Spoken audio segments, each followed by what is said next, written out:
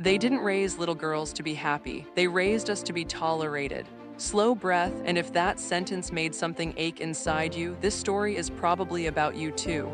My name is Ayla. I grew up in Houston, Texas.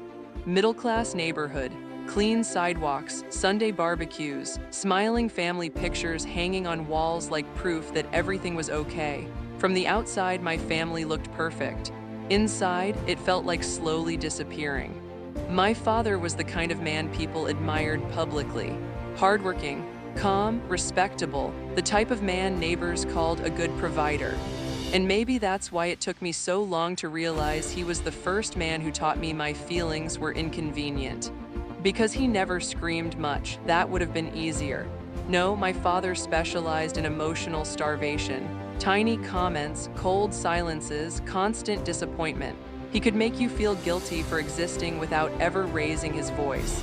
I remember being 8 years old, running into the kitchen holding a ribbon from an art competition. "Dad, look, I won first place."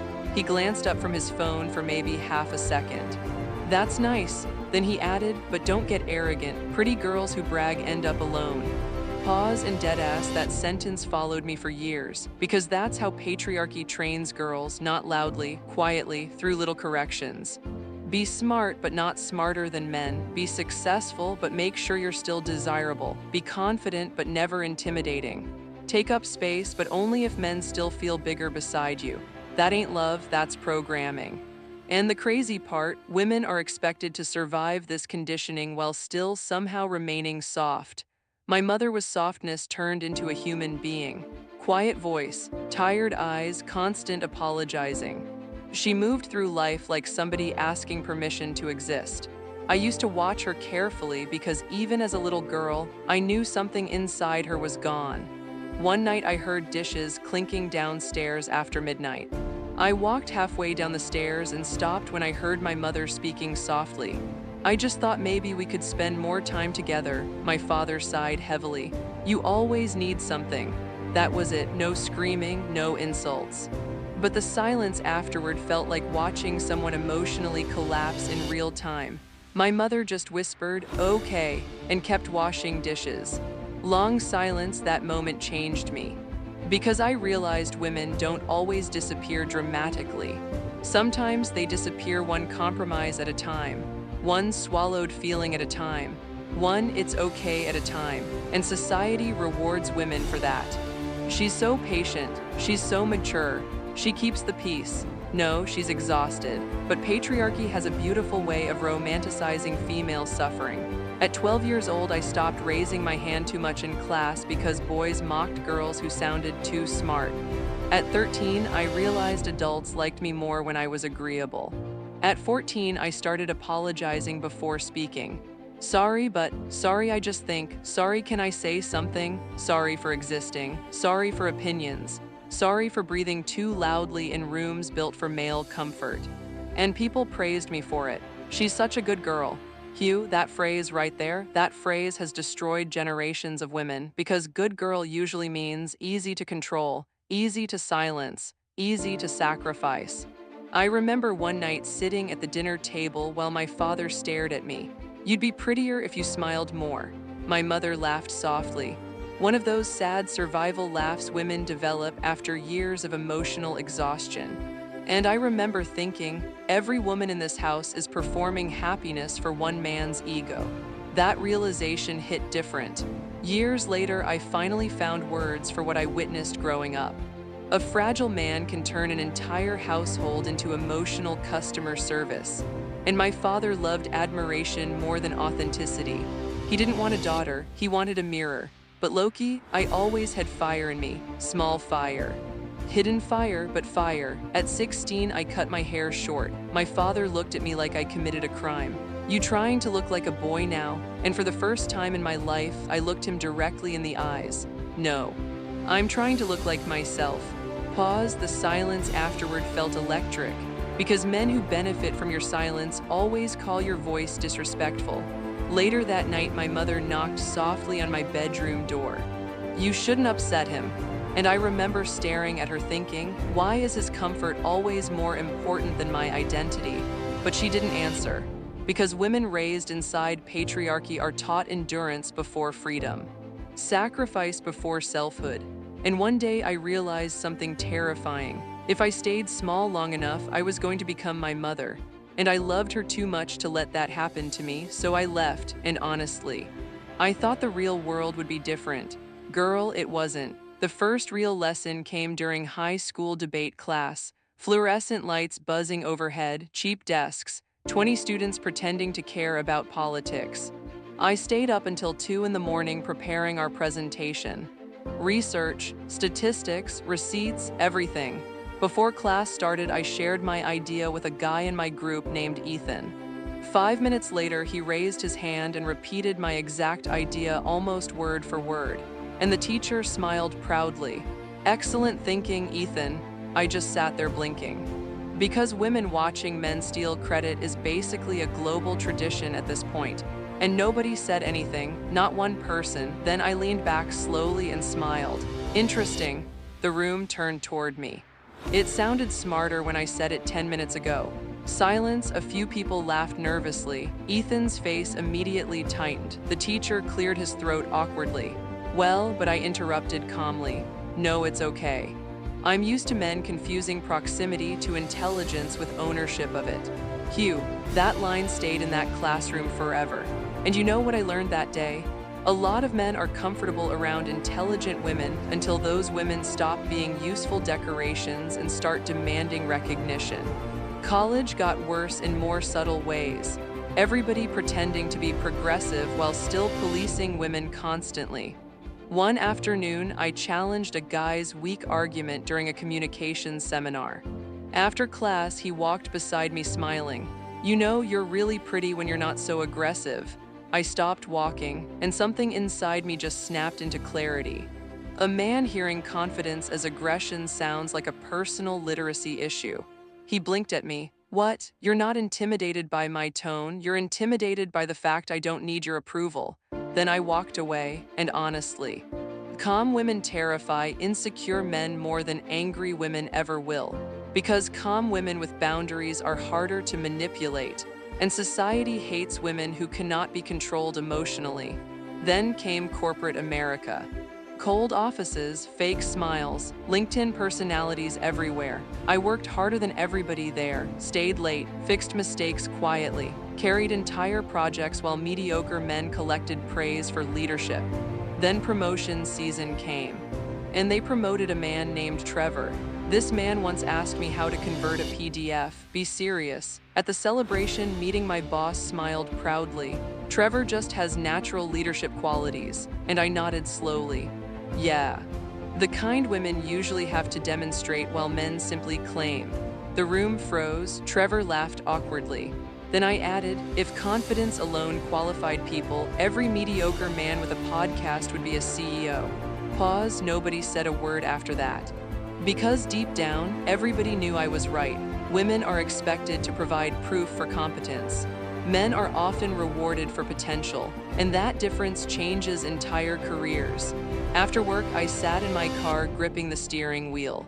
Not crying, just exhausted. Exhausted from translating myself into something less threatening. Smaller laugh, softer tone, gentler opinions. Women do this every day. We shapeshift for survival. Then one day we wake up disconnected from ourselves, wondering why we feel empty. Because performing femininity for male comfort is a full-time job. That night I opened my laptop and updated my resume. Applied for better jobs. Started studying investing, financial literacy, negotiation. Because once a woman realizes the game was rigged, she either breaks down or levels up. I chose financial violence. Period. Then I met Marcus. And at first, God, it felt magical. Flowers at work, long late-night phone calls. Good morning, beautiful texts every morning. He remembered tiny details about me. Favorite coffee, favorite songs, childhood stories. He looked at me like I mattered. And after a lifetime of emotional neglect, that kind of attention feels addictive. I thought, finally, a man who sees me, but predators study before they consume. Nobody talks about that enough. At first, his comments sounded caring. You work too hard, you don't have to prove yourself. You can soften around me, cute until it wasn't, then slowly it became, you're intimidating.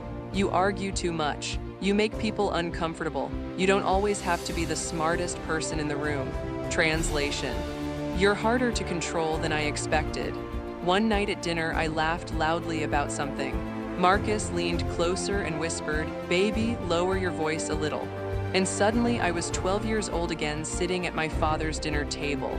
That's how trauma works. It circles back wearing a different face.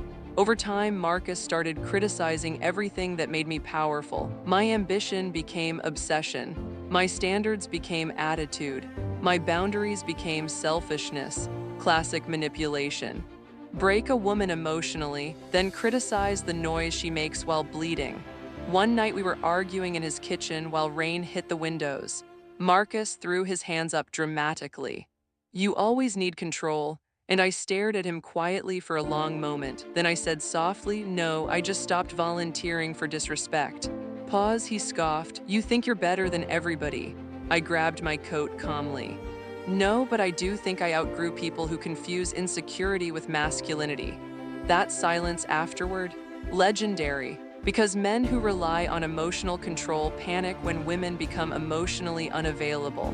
And eventually, the relationship collapsed. No screaming, no dramatic movie scene, just clarity. Marcus stood in the doorway asking, "So that's it, you're just giving up?" And I looked at him one last time. "No." Long silence. "I'm finally choosing someone who doesn't need me smaller to feel big." Then I walked away. And weirdly enough, that was the loudest thing I'd ever done. After that came my glow-up era, not fake influencer healing.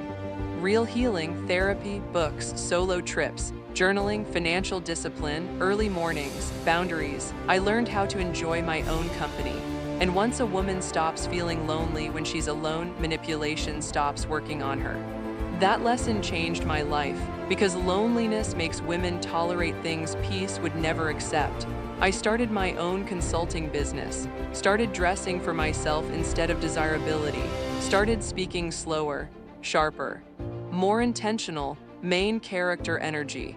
Not because men validated me, because I finally validated myself, and suddenly everything changed. The same coworkers who ignored me started respecting me. The same men who mocked my ambition started calling me inspiring. Marcus texted me again. Of course he did. Men often come back once they realize your silence wasn't weakness. It was detachment loading.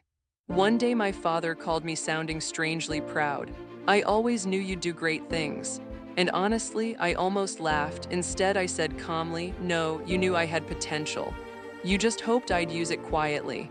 Pause, the silence after that, crazy, because success forces people to confront how they underestimated you. My mother visited my apartment a few months later. She walked around slowly looking at everything, the bookshelves, the plants, the peace. Then she whispered softly, "You built a beautiful life." And I looked at her and said, "I built the life you deserved too." Long silence, she cried after that. Not because she was sad, because she finally saw what freedom looked like up close. And that moment healed something inside both of us. Now when people ask me what changed me, I tell them the truth. I got tired of shrinking. Tired of apologizing. Tired of translating myself into something easier for insecure people to digest. And to every woman listening to me right now, I need you to hear me carefully. You were not born hating yourself. That was taught. You were not born believing your voice was too loud. That was taught too. You were not born apologizing for your ambition, your emotions, your standards, your existence. The world taught you those things because powerful women make broken systems uncomfortable. And some of y'all spent years trying to become easier to love for people who were never capable of loving powerful women correctly in the first place.